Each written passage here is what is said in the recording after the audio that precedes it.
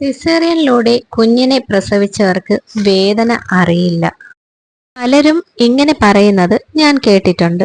മക്കൾക്ക് വേണ്ടി അനുഭവിച്ച പ്രയാസങ്ങളെക്കുറിച്ചും ഗർഭകാലം മുതൽ അവരെ പ്രസവിച്ച് പുറത്തെടുക്കുന്നത് വരെ ഓരോ അമ്മമാരും അനുഭവിച്ച ബുദ്ധിമുട്ടുകളെക്കുറിച്ചും സംസാരിക്കുന്നതിൻ്റെ ഇടയിൽ വളരെ യാദൃച്ഛികമായിട്ട് ഒരു ഫ്രണ്ടിന്റെ വായിൽ നിന്ന് കിട്ടിയ ഒരു കാര്യമാണ്, നീ വേദന അറിഞ്ഞില്ലല്ലോ പ്രസവിച്ചത്, അതുകൊണ്ട് നിനക്ക് പറഞ്ഞാൽ മനസ്സിലാവില്ല. അപ്പൊ ഞാൻ ആലോചിച്ചു, വേദന അറിഞ്ഞല്ല പ്രസവിച്ചെങ്കിൽ എൻ്റെ കുഞ്ഞിനെ ഞാൻ എങ്ങനെ പ്രസവിച്ചു? അപ്പൊ ഞാൻ അവരോട് ചോദിച്ചു, ഞാൻ വേദന അറിഞ്ഞ് പ്രസവിച്ചില്ലെങ്കിൽ അപ്പൊ എൻ്റെ കുഞ്ഞ് എനിക്ക് എങ്ങനെ ഉണ്ടായി? അപ്പൊ അവര് ഉദ്ദേശിച്ചത് മറ്റൊന്നുമല്ല, നീ നോർമൽ ഡെലിവറി അല്ലല്ലോ, നീ സിസേറിയൻ ആയിരുന്നില്ലേ എന്ന്. അപ്പൊ അത് പറയാനുള്ള യോഗ്യത നിനക്കില്ല എന്നാണ് അവരെന്നോട് പറഞ്ഞത്. സുഹൃത്തുക്കളെ, നിങ്ങൾ ഒരു കാര്യം മനസ്സിലാക്കേണ്ടത്, നമ്മൾ നോർമൽ ഡെലിവറി ആയിരുന്നാലും സി സെക്ഷൻ എന്ന് വിളിക്കുന്ന സിസേറിയൻ ആയിരുന്നാലും അമ്മമാരെല്ലാരും അനുഭവിക്കുന്നത് ഒരേ വേദന തന്നെയാണ്. അപ്പോൾ ഞാൻ മനസ്സുകൊണ്ട് വിചാരിച്ചു, പലരും ചിന്തിക്കുന്ന ഒരു കാര്യമാണ് സി സെക്ഷൻ അഥവാ സിസേറിയൻ. അപ്പോൾ ഇങ്ങനെയൊക്കെ ചിന്തിക്കുന്ന ആൾക്കാരുടെ ധാരണ മാറ്റാനാണ് ഞാൻ ഈ വീഡിയോ ചെയ്യുന്നത്. സുഖപ്രസവം എന്നത് അത് അനുഭവിച്ചവർക്കേ അറിയാവൂ. 21 എല്ലുകൾ ഒരേ സമയം പൊട്ടുന്ന വേദനയാണ് ഓക്സിറ്റോസിൻ പ്രൊഡ്യൂസ് ചെയ്ത് നമ്മുടെ ഇടുപ്പെല്ലുകൾ വികസിച്ച് ആ കുഞ്ഞ് പുറത്തു വരുമ്പോൾ ഓരോ സ്ത്രീയും അനുഭവിക്കുന്നത്. അതൊന്നും ഒരു വാക്കുകൊണ്ട് പോലും നിർവചിക്കാൻ കഴിയില്ല. എന്നാൽ അതുപോലെ തന്നെ അല്ലെങ്കിൽ അതിനേക്കാൾ വേദന സഹിക്കുന്ന ഒന്ന് തന്നെയാണ് LSCR എന്ന് പറയുന്ന ലോവർ സെഗ്മെന്റ് സിസേറിയൻ സെക്ഷൻ അഥവാ സ്പൈനൽ അനസ്തേഷ്യ. താൽക്കാലികമായി ആ സർജറി നടക്കുന്ന പ്രൊസീജിയറിന്റെ 1 മണിക്കൂർ മാത്രം അനസ്തേഷ്യ തന്ന് വേദന സംഹാരിയുടെ സഹായത്തിൽ ചെയ്യുന്ന പ്രൊസീജിയർ. നമ്മൾ ഓർക്കേണ്ട ഒരു കാര്യമാണ്, ഒരു പൂർണ്ണ ഗർഭിണിയായ സ്ത്രീയുടെ അടിവയറിന്റെ അങ്ങേ അറ്റം മുതൽ മറ്റേ അറ്റം വരെ മുറിച്ച് ചെയ്യുന്ന ഒന്നാണ് സി സെക്ഷൻ. നമ്മുടെ ഔട്ടർ സ്കിന്നിന് 3 ലെയേഴ്സ് ആണ് ഉള്ളത്. ഈ 3 ലെയേഴ്സും കട്ട് ചെയ്യണം. ഈ 3 ലെയേഴ്സും കട്ട് ചെയ്യുമ്പോൾ അതിനകത്ത് ഫേഷ്യ ഉണ്ട്. ഈ ഫേഷ്യ കട്ട് ചെയ്യാൻ വേണം. അത് കഴിയുമ്പോൾ മസിൽസ് ഉണ്ടാകും. ഈ മസിൽസും കട്ട് ചെയ്യണം.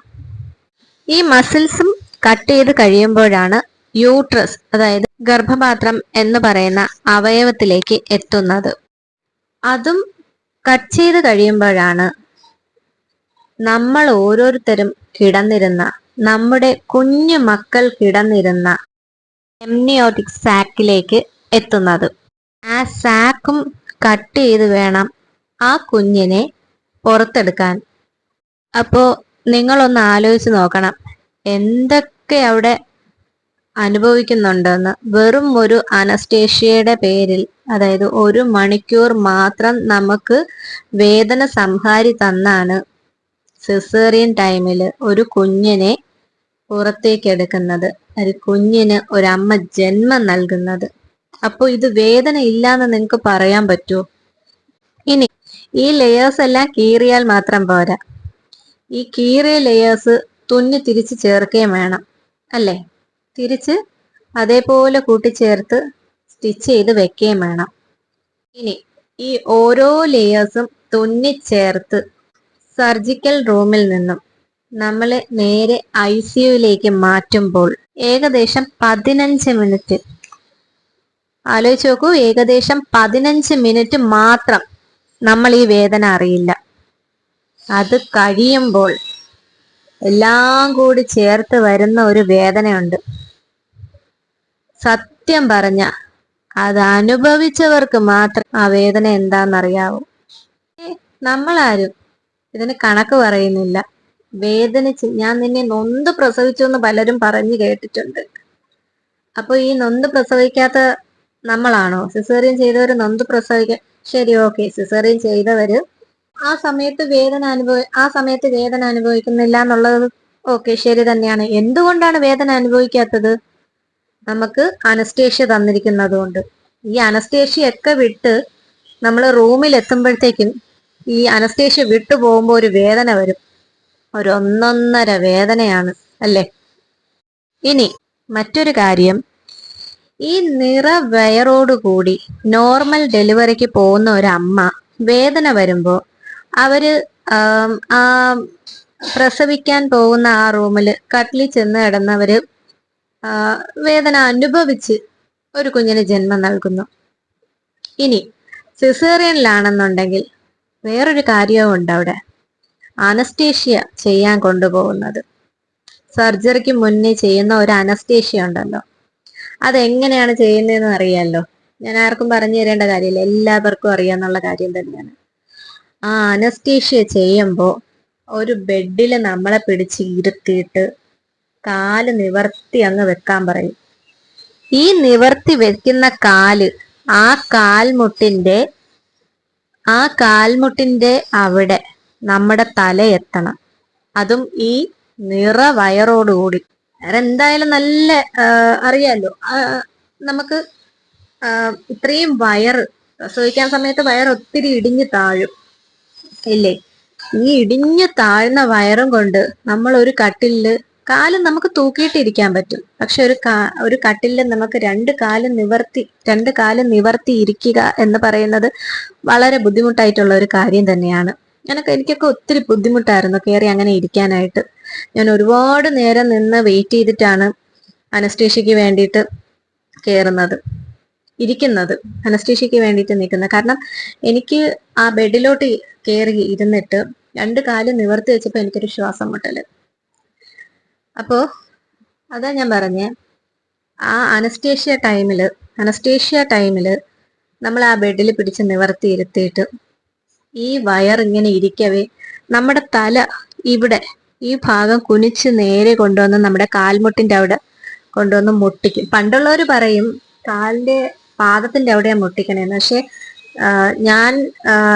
ഞാൻ എൻ്റെ ആ ഒരു ടൈമില്, ഡെലിവറി ടൈമില് ഞാന് എൻ്റെ അനസ്തേഷ്യ ഡോക്ടർ ഒരു സാറായിരുന്നു. പുള്ളിക്കാരെ എന്നോട് പറഞ്ഞു, ഞാൻ ഇങ്ങനെ തല പിടിക്കും, അത് ഇങ്ങനെ ചാച്ച് ഞാൻ നേരെ കാലിന്റെ മുട്ടിന്റെ അവിടെ കൊണ്ടുപോവേ കുറച്ചു നേരത്തേക്കെന്ന് പറഞ്ഞു. ശരി, ഓക്കെ, ഫൈൻ. അങ്ങനെ പുള്ളിക്കാരൻ ആ തല കൊണ്ട് പിടിച്ച് നേരെ എൻ്റെ കാൽമുട്ടിന്റെ അവിടെ കൊണ്ടുവന്ന് വെച്ചു. ഇവിടെ വയറ് അമങ്ങുന്നുണ്ട്, അപ്പൊ ഒന്ന് ആലോചിച്ച് നോക്കണം. എന്നിട്ട് വളച്ച് കുനിച്ചിരുത്തിയിട്ട്, അതായത് ശരിക്കും ഒരു സി ഇല്ലേ, സി എങ്ങനെ ഇരിക്കും ഒരു സി, അതുപോലെ നമ്മളെ വളച്ചങ്ങിരുത്തിയിട്ട് ആ സിറിഞ്ച്, നല്ല നീളമുള്ള ഒരു സിറിഞ്ചാണ്, ആ സിറിഞ്ച് വെച്ചിട്ട് ഒരു കുത്തുമ്പോൾ നമ്മൾ ശരിക്കും ഒരു ഞെട്ടല് ഞെട്ടും. അപ്പൊ അവർ പറയും ഇഞ്ചക്ട് ചെയ്യാൻ പോവാണ്, വെട്ടരുത്, ഇങ്ങനെ നിവരരുത്, ഞെട്ടരുത് എന്നൊക്കെ പറയും. ഇത് പിടിച്ചിരുത്തിയിട്ട് സിറിഞ്ച് കുത്തുമ്പോൾ ഓട്ടോമാറ്റിക്കായിട്ട് നമ്മളൊന്ന് ഇതാവും. ആ കുത്തുന്ന സമയത്ത് പിന്നെ നമ്മളൊന്നും അറിയില്ല. പിന്നെ നമ്മൾ അങ്ങ് പിടിച്ചു കിടത്തി അവർ സർജറി ചെയ്യുകയാണ് ചെയ്യുന്നത്. പിന്നെ നമ്മൾ ഇഞ്ചക്ഷൻ കഴിഞ്ഞ് അനസ്തേഷ്യ കഴിഞ്ഞ് നേരെ കിടക്കും. പിന്നെ സർജറിയാണ്. അപ്പോ അതിനു മുന്നേ ഈ വളച്ചിരുത്തുമ്പോ ഒരു വേദന ഉണ്ട്, അതും ഒരു വേദന തന്നെയാണ് അല്ലേ? അപ്പോ ഈ സി സെക്ഷന് വേദന ഇല്ല എന്ന് പറയുന്നത് മണ്ടത്തരമല്ലേ?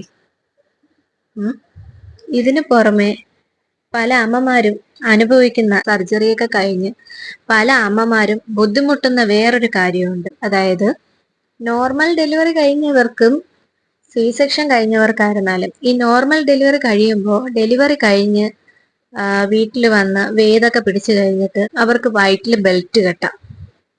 ബെൽറ്റ് കെട്ടി വയറൊതുക്കാം. പക്ഷേ സി സെക്ഷന് പറ്റാത്ത ഒരു കാര്യമാണ് ബെൽറ്റ് കെട്ടാൻ പറ്റില്ല. അങ്ങനെയൊക്കെ ഒത്തിരി ബുദ്ധിമുട്ടുകൾ ഈ സി സെക്ഷൻ ചെയ്തവർ അനുഭവിക്കുന്നുണ്ട്. എന്ന് പറഞ്ഞ് മറ്റേ അമ്മമാര് ബുദ്ധിമുട്ടുന്നില്ല എന്നല്ല, നോർമൽ ഡെലിവറി ചെയ്തവര് ബുദ്ധിമുട്ട് അനുഭവിക്കുന്നില്ല, അല്ലെങ്കിൽ അവർക്ക് വേദന ഇല്ല എന്നല്ല ഞാൻ പറയുന്നത്. ഇത് പലരും ടോക്ക് ചെയ്യുന്ന ഒരു കാര്യമാണ്. സി സെക്ഷൻകാർക്ക് വേദന ഇല്ല, അവരനുഭവിച്ചിട്ടില്ല എന്ന് പറയുന്ന ആൾക്കാർക്ക് വേണ്ടിയിട്ട് ഞാനൊന്ന് എക്സ്പ്ലെയിൻ ചെയ്ത് തന്നേ ഉള്ളൂ. വേദന ഇല്ല എന്ന് ദയവ് ചെയ്ത് ആരും പറയരുത്. സി സെക്ഷന് വേദന ഇല്ല എന്ന് ആരും പറയരുത്. സി സെക്ഷനും നോർമൽ ഡെലിവറിയും വേദന ഉള്ളത് തന്നെയാണ്. അവരും വേദന അനുഭവിച്ച് തന്നെയാണ് മക്കൾക്ക് ജന്മം നൽകുന്നത്. ഇനി ഒരു മനുഷ്യരും ആരുടെയും മുഖത്ത് നോക്കി പറയരുത്, അതിന് നിനക്ക് നോർമൽ ഡെലിവറി അല്ലല്ലോ, നീ വേദന അറിഞ്ഞല്ലല്ലോ പ്രസവിച്ചത്, നിനക്കത് പറയാനുള്ള യോഗ്യത ഇല്ല എന്ന് ആരോടും പറയരുത്. എല്ലാ അമ്മമാരും വേദന അനുഭവിച്ച് തന്നെയാണ് മക്കൾക്ക് ജന്മം നൽകുന്നത്. അപ്പൊ ഇന്നത്തെ വീഡിയോ ഇത്രയേ ഉള്ളൂ. അപ്പൊ ഞാൻ പറഞ്ഞില്ലേ, എനിക്ക് വന്ന ഒരു അനുഭവം, എനിക്കുണ്ടായ ഒരു അനുഭവത്തിൽ നിന്നാണ് ഞാൻ ഈ ഒരു വീഡിയോ ചെയ്യാനുള്ള ഒരു കാര്യം. ഒരാള് പറഞ്ഞതിൽ നിന്നും കുറച്ച് കാര്യങ്ങൾ മനസ്സിലാക്കി, അവർക്ക് പറഞ്ഞ് മനസ്സിലാക്കി കൊടുത്തിട്ട് എനിക്ക് ഈ വീഡിയോ ഇന്നും പല ആൾക്കാരും പറയുന്നുണ്ട്, ഇതുപോലെ പലരും പറയുന്ന ആൾക്കാരും ഉണ്ട്. അപ്പൊ അവർക്ക് കൂടി ഒന്ന് വിശദീകരിച്ച് കൊടുക്കാൻ വേണ്ടി മാത്രമാണ് ഞാൻ ഈ ഒരു വീഡിയോ ചെയ്തത്.